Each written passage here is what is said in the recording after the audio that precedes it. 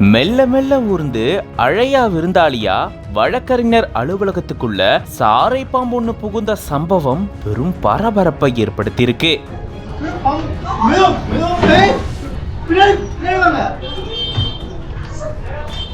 அலுவலகத்துல இருந்த நபர் சாரை பாம்பை பார்த்து பதறி அடிச்சுட்டு ஓடி வந்திருக்காரு.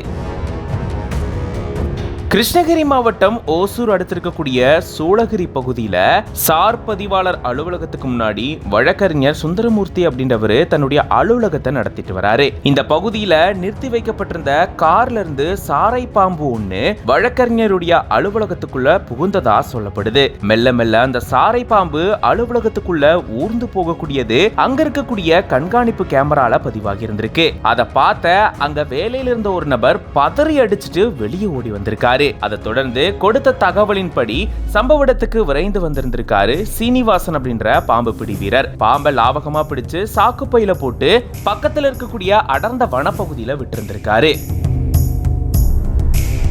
திடீர்னு வழக்கறிஞர் அலுவலகத்துக்குள்ள சாரை பாம்பு ஒண்ணு புகுந்த சம்பவம் அங்க பெரும் பரபரப்பை ஏற்படுத்தி இருக்கு. இந்த நிலையில தான் சாரை பாம்பு அலுவலகத்துக்குள்ள மெல்ல மெல்ல ஊர்ந்து வரக்கூடிய சிசிடிவி காட்சியும் வெளியாகி வைரல் ஆயிட்டு வருது.